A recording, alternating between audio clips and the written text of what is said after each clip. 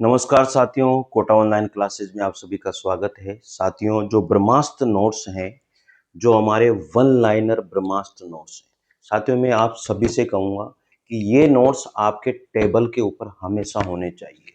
ये पूरे के पूरे नोट्स आप देखिए, बहुत ज़बरदस्त नोट्स हैं और ये सारे के सारे जो नोट्स मैं आप लोगों को यहाँ पढ़ा रहा हूँ, वन लाइनर नोट्स हैं। हिंदी साहित्य का इतिहास, काव्य शास्त्र, सिद्धांत, आप चाहे PGT, TGT, LT grade, BPC, PGT, TGT, RPSC first grade, second grade, DSSB, PGT, TGT या फिर आप केंद्रीय विद्यालय की जो है साथियों पीजीटी, टीजीटी, कहीं पर भी हिंदी साहित्य का इतिहास आता है मित्रों, ये नोट्स आपके टेबल पर होने चाहिए। बहुत जबरदस्त नोट्स हैं साथियों। और जो चीज मैं आपको यहाँ करवा रहा हूँ, ये एकदम सटीक नोट्स हैं। आप इससे स्पीड के साथ जो है तैयारी कर सकते हो साथियों। तो ये नोट्स आपको मंगवाना है, इसके लिए आपको डिस्क्रिप्शन में वीडियो में लिंक दिया हुआ है या फिर वहाँ पर फ़ोन नंबर दिए हुए हैं। आप उन फ़ोन नंबर पर व्हाट्सअप करिए और आप इन नोट्स को ज़रूर ज़रूर मंगवाइए साथियों। और अभी तो फिर भी आसान है, क्योंकि फिर धीरे धीरे इनकी प्राइस भी बढ़ जाती है, कॉस्ट भी बढ़ जाती है साथियों। तो अभी इन नोट्स को ज़रूर आप मंगवाइएगा। चलिए साथियों, आज हम यहाँ पर आदिकाल हमारा समाप्त हो गया था। अब भक्ति काल की ओर हम लोग बढ़ रहे हैं। भक्ति काल हम लोग पढ़ेंगे साथियों। भक्ति काल थोड़ा सा बड़ा है आदिकाल से और इसको बहुत शालीनता के साथ, बहुत प्यार के साथ हम लोग पढ़ेंगे। एक एक क्वेश्चन को देखेंगे, कौन सा क्वेश्चन मोस्ट है, कौन सा नहीं है, इन सारी बातों को जानेंगे साथियों। विश्वास रखना बस मेरा, और विश्वास के साथ आगे बढ़ना। मैं आपके साथ, आप मेरे साथ। अगर पहली बार ये वीडियो कोई भी स्टूडेंट देखता है तो साथियों चैनल को जरूर सब्सक्राइब करना, लाइक और शेयर तो कर दिया करो यार, बस यही है। ठीक है ना, चले बढ़े भक्ति काल की ओर। बहुत सारे स्टूडेंट कह रहे थे सर आदिकाल ही आदिकाल पढ़ाओगे क्या, भक्ति काल भी पढ़ाओ, ये पढ़ाओ वो पढ़ाओ। मैं भक्ति काल पे आ गया भाई, अब भक्ति काल पे आ चुका हूँ। अब भक्ति काल पढ़ो तुम लोग, ठीक है ना। चलो देखो, भक्ति आंदोलन को ईसाइत की देन किसने माना था साथियों? जॉर्ज अब्राहम ग्रेसन ने। भक्ति आंदोलन को ईसाइत की देन किसने माना था? जॉर्ज अब्राहम ग्रेसन के द्वारा भक्ति आंदोलन को ईसाइत की देन माना था। और यही क्वेश्चन आता है साथियों, भक्ति आंदोलन को ईसाइत की देन किसने कहा? किसने कहा था? जॉर्ज अब्राहम ग्रेसन के द्वारा कहा गया था। बहुत इंपॉर्टेंट क्वेश्चन है साथियों। आगे अगला प्रश्न आता है, भक्ति काव्य को भारतीय चिंता धारा का स्वाभाविक विकास किसने माना है? भक्ति काव्य को भारतीय चिंताधारा का स्वाभाविक विकास किसने माना है? हजारी प्रसाद द्विवेदी के द्वारा माना गया है। किसके द्वारा? हजारी प्रसाद द्विवेदी के द्वारा। साथियों मैं फिर कह रहा हूँ, इन जितने क्वेश्चन करवा रहा हूँ ना, सबको पढ़िए। अब वीडियो में तो देखो जितने क्वेश्चन करवा पाता हूँ उतने ही करवा पाता हूँ, इसलिए मैं आपसे कहता हूँ कुछ ज्यादा महंगे नोट्स नहीं है, आप इनको मंगवाइए। मैं बहुत रीजनेबल रेट रखता हूँ हमेशा कि स्टूडेंट मंगवा सकता है। 380 रुपये इनकी प्राइस है। स्पीड पोस्ट का खर्चा भी इसी के अंदर है। अब आप देख लो, ठीक है ना। अगला है प्रश्न, पराजय के बाद व्यक्ति अपनी आध्यात्मिक श्रेष्ठता प्रदर्शित करना चाहता है। पराजय के बाद व्यक्ति अपनी आध्यात्मिक श्रेष्ठता प्रदर्शित करना चाहता है, यही मनोवर्ती भक्ति आंदोलन का स्रोत है। यह कथन किसका है? बहुत इंपॉर्टेंट कथन है साथियों, मोस्ट है। पराजय के बाद व्यक्ति अपनी आध्यात्मिक श्रेष्ठता प्रदर्शित करना चाहता है, यही मनोवर्ती भक्ति आंदोलन का स्रोत है। यह कथन किसका है साथियों? बाबू गुलाब राय का कथन है। किसका कथन है? बाबू गुलाब राय का कथन है। अगला प्रश्न आता है, भक्ति काल को हिंदी साहित्य का स्वर्ण युग, भक्ति काल को हिंदी साहित्य का स्वर्ण युग किसने कहा था? डॉक्टर श्याम सुंदर दास ने कहा था। बताइए साथियों, भक्ति काल को स्वर्ण युग किसके द्वारा कहा गया था? डॉक्टर श्याम सुंदर दास के द्वारा कहा गया था। अगर कोई क्वेश्चन साथियों मेरे से भी अगर मिस हो जाए, या कोई किसी क्वेश्चन का आंसर अगर मेरे से भी गलत हो जाए, तो आप जरूर कमेंट कर देना साथियों कि सर इसका आंसर ये होगा। मैं एक्सेप्ट करता हूँ साथियों कि गलती मेरे से भी हो सकती है, ऐसा नहीं है। और आपसे ज्यादा इंटेलिजेंट अभी प्रेजेंट टाइम कोई भी नहीं है। जो स्टूडेंट पढ़ता है ना, वो सबसे ज्यादा इंटेलिजेंट, सबसे ज्यादा जानकार होता है। अगला प्रश्न है, हिंदी साहित्य के इतिहास में नामकरण की दृष्टि से कौन सा काल सबसे कम विवादास्पद रहा है साथियों? हिंदी साहित्य के इतिहास में नामकरण की दृष्टि से कौन सा काल है जो सबसे कम विवादास्पद रहा? वो भक्ति काल ही है साथियों। कौन सा काल है? भक्ति काल। आगे है, भक्ति को धर्म का रसात्मक रूप किसने कहा था? आचार्य शुक्ल के द्वारा कहा गया। भक्ति जो है धर्म का रसात्मक रूप है, ये किसने कहा? आचार्य रामचंद्र शुक्ल ने कहा है मित्रों। अगला प्रश्न आता है, धर्म का प्रवाह कर्म, ज्ञान और भक्ति इन तीनों धाराओं में चलता है। धर्म का प्रवाह कर्म, ज्ञान और भक्ति इन तीनों धाराओं में चलता है। यह कथन किसका है साथियों? ये कथन आचार्य रामचंद्र शुक्ल का कथन है। कहते हैं ना सर कथन बहुत ज्यादा आते हैं सर, कथन बहुत ज्यादा आते हैं, रामचंद्र शुक्ल के इतने सारे कथन आ जाते हैं। बताओ, सारे कथन दे दिए मैंने यहाँ पर, अब इससे बाहर क्या होगा बताओ? ठीक है ना। उसके बाद में है, रहीम की कविता नगर शोभा की मुख्य विशेषता है। रहीम की कविता नगर शोभा की मुख्य विशेषता है।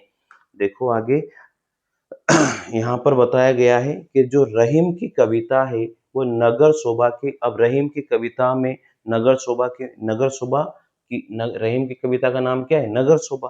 तो उसकी मुख्य विशेषताएं क्या क्या थी? तो देखो इसमें इसमें नगर का संकुचित वर्णन किया गया है नगर शोभा में। दूसरा, इसमें वर्ण व्यवस्था के अनुसार उनके जाति की स्त्रियों का वर्णन किया गया है। फिर ये स्त्रियां अपना उत्पाद बेचने का काम करती हैं। तो नगर शोभा जो कविता है रहीम की, उसमें 3 विशेषताएं यहाँ पर बताई गई है। अगले प्रश्न की ओर चलते हैं, कृपाराम द्वारा रचित नायिका भेद की सबसे पुरानी पुस्तक कौन सी थी? तो आप सबको पता है कि कृपाराम ने कौन सी पुस्तक लिखी? कृपाराम द्वारा रचित नायिका भेद की सबसे पुरानी पुस्तक इनमें से कौन सी मानी जाती है? तो कृपाराम द्वारा रचित नायिका भेद की सबसे पुरानी पुस्तक कौन सी है? हित तरंगिणी है साथियों। कौन सी है? हित तरंगिणी किसके द्वारा लिखी गई थी? कृपाराम के द्वारा लिखी गई थी, और इसमें नायिका भेद की विशेषता सबसे ज्यादा बताई गई है। अगला प्रश्न है, रुद्र संप्रदाय की स्थापना किसके द्वारा की गई थी? तो रुद्र संप्रदाय की स्थापना विष्णु स्वामी के द्वारा की गई थी। रामानुजाचार्य ने दर्शन का प्रतिपादन किया था। कौन से दर्शन का प्रतिपादन किया था? विशिष्टाद्वैतवाद दर्शन। ठीक है ना। तो इसकी ट्रिक अगर बनाए तो वीरा इस तरह से बना लेना।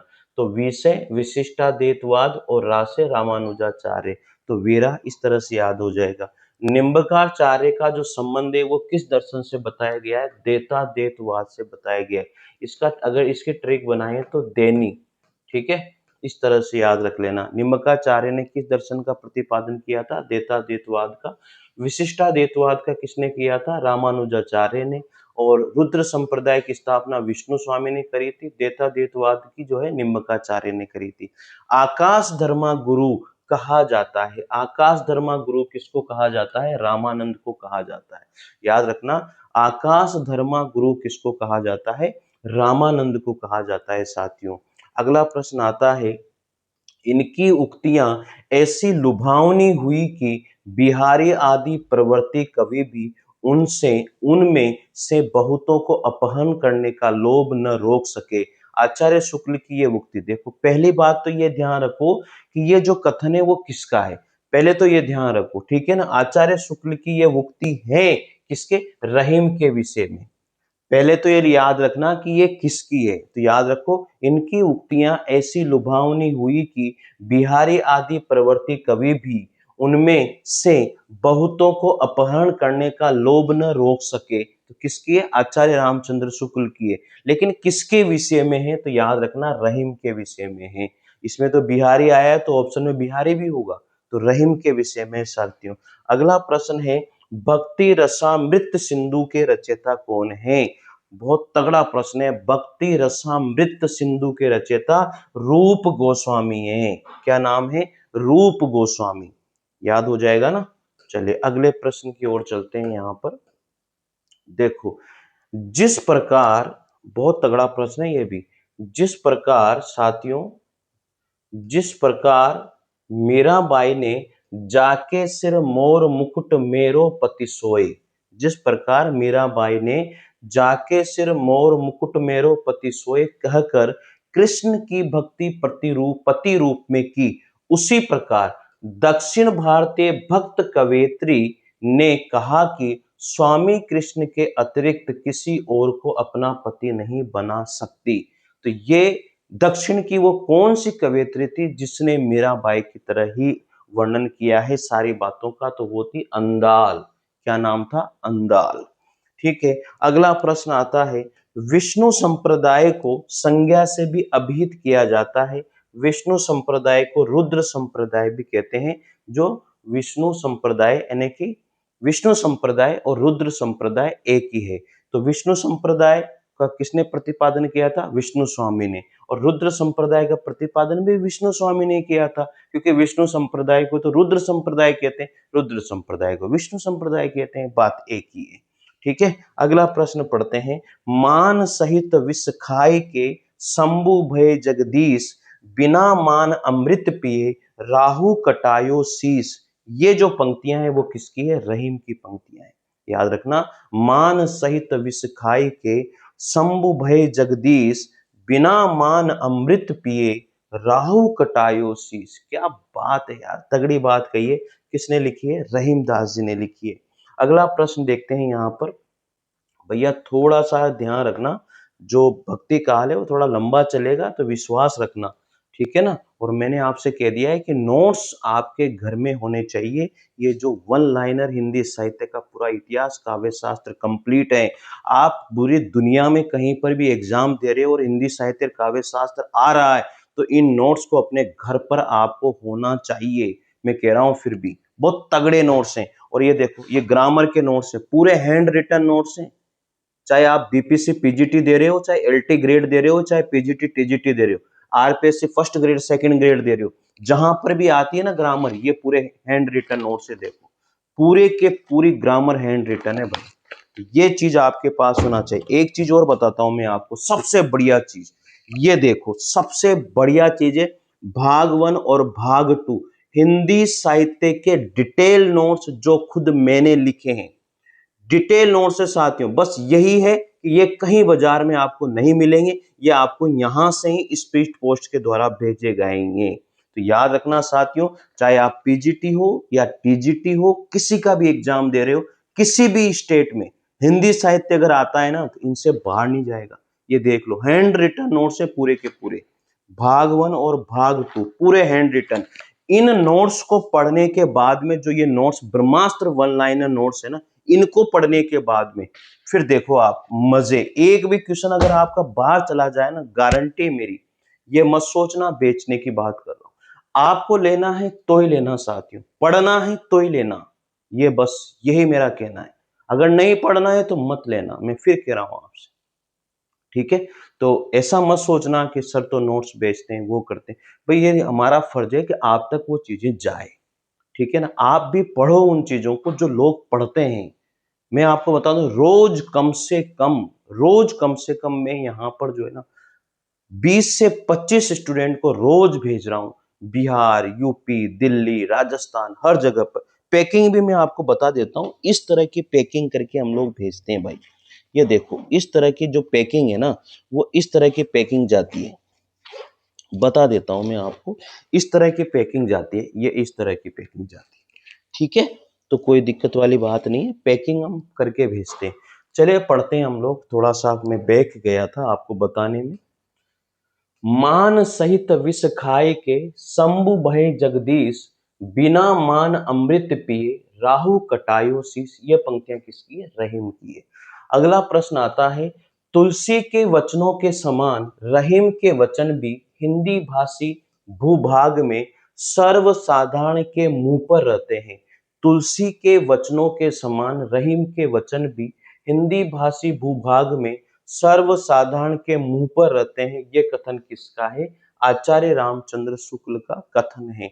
कवित कहो दोहा कहो, तुलो तुलो न छप्पे छंद, बिरचो यही विचार के, ये बखे रस कंद। ये काव्य पंक्तियां किसकी है? रहीमदास जी की है।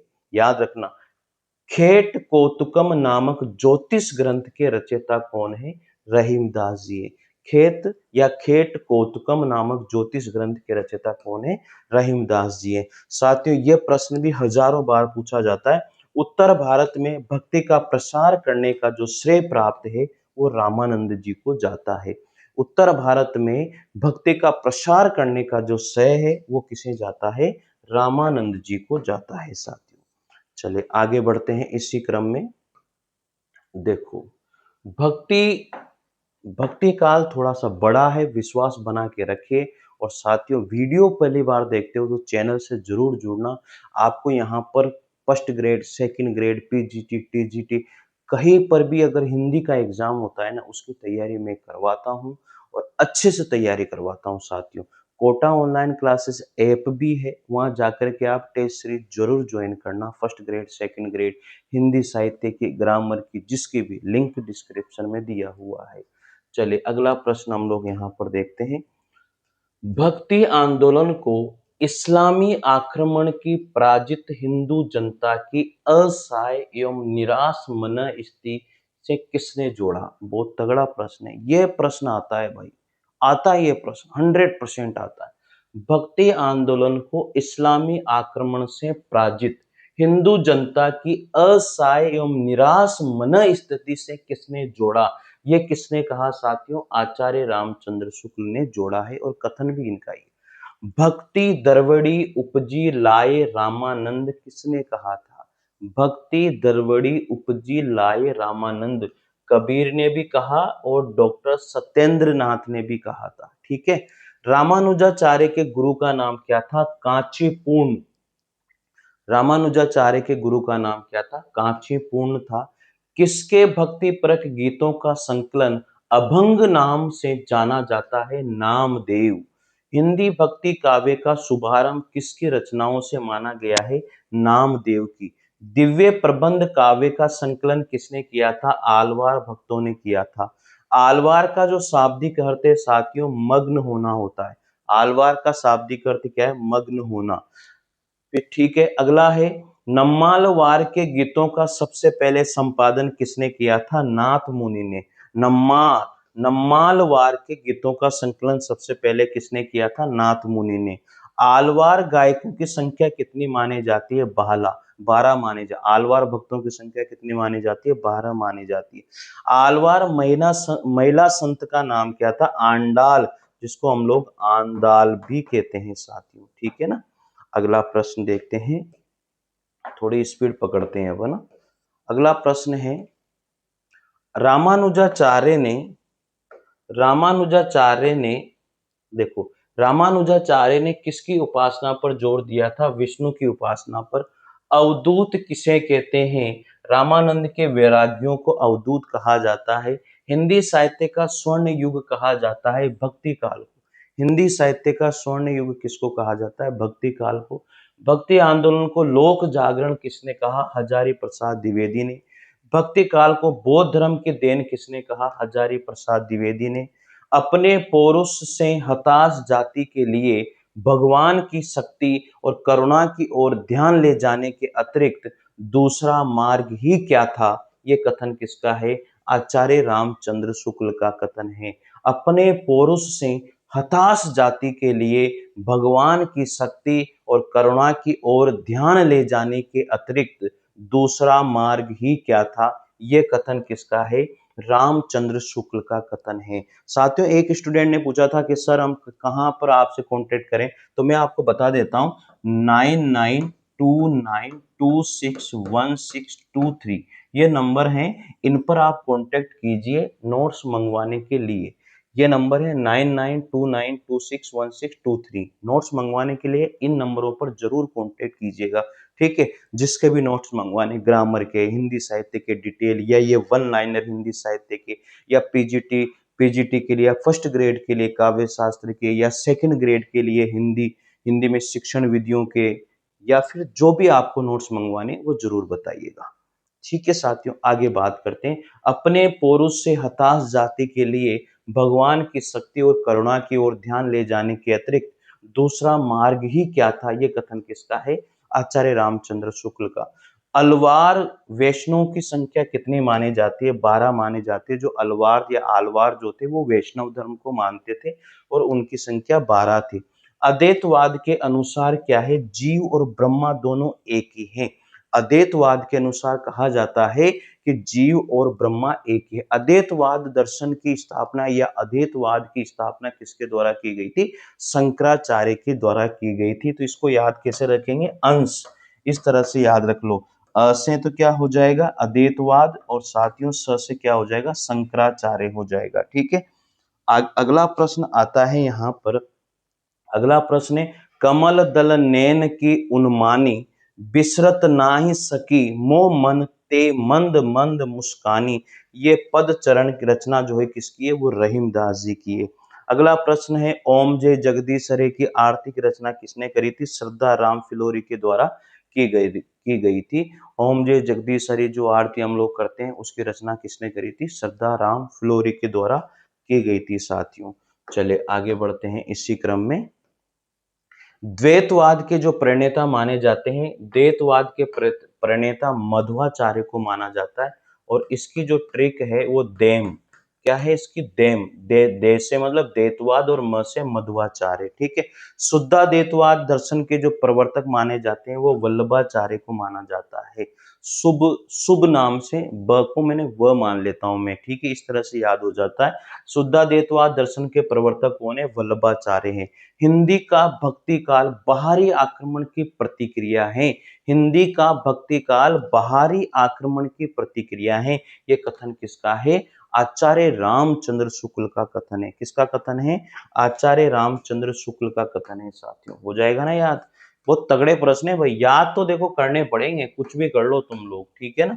और नोट्स भी मंगवाने पड़ेंगे, मंगवा लेना। मैं फिर कह रहा हूं आपसे, अगर सक्सेस होना है हिंदी साहित्य में, बस यही। वैष्णव भक्ति का आचार्य नहीं है, वैष्णव भक्ति का आचार्य नहीं है शंकराचार्य, वैष्णव भक्ति के आचार्य नहीं है।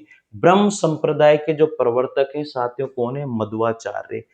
भ्रमर गुफा के लिए दूसरा उपयुक्त नाम क्या है? ब्रह्मारंध्र। बरवे नायिका भेद के रचनाकार किसको माना जाता है? रहीम को। बरवे नायिका भेद किसका है? रहीमदास जी का है। विभिन्न मतों के आधार पर हिंदी में भक्ति काव्य की शाखाएं मानी जाती हैं 4। विभिन्न मतों के आधार पर भक्ति काव्य की शाखाएं 4 मानी जाती है। अद्वैतवाद के जो प्रवर्तक माने जाते हैं वो शंकराचार्य को माना जाता है, मैंने पहले बता दिया था। अगला प्रश्न है, कबीर दास में जो रहस्यवाद पाया जाता है वो अधिकतर सूफियों के प्रभाव के कारण है। कबीर दास में जो रहस्यवाद पाया जाता है वो अधिकतर सूफियों के प्रभाव के कारण है। ये कथन किसका है? आचार्य रामचंद्र शुक्ल का कथन है। अगला प्रश्न है, ज्यों तीरिया पिहर बसे सूरत रहे पियुमाई ऐसे जन जग में रहे गुरु को भूले नहीं। ये पंक्तियां किसकी है? सहजोबाई और दयाबाई दो थी ये। ठीक है। द निर्गुण स्कूल ऑफ हिंदी पोएट्री शोध ग्रंथ है।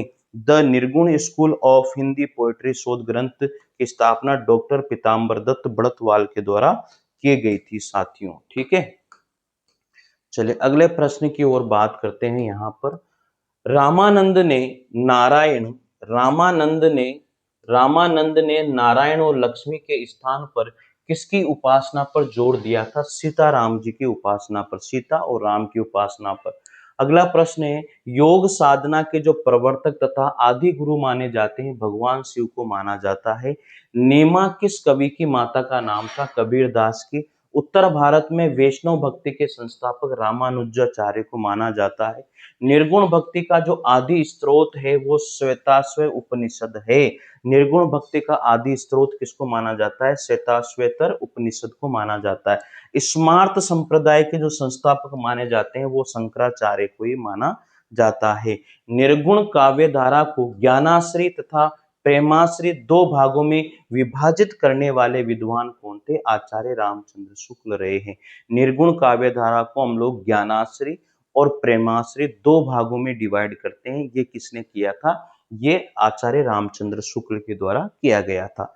अगला प्रश्न है, साधना के क्षेत्र में जो ब्रह्म है साहित्य के क्षेत्र में वही रहस्यवाद है, ये किसने कहा? ये भी आचार्य रामचंद्र शुक्ल का कथन है साथियों।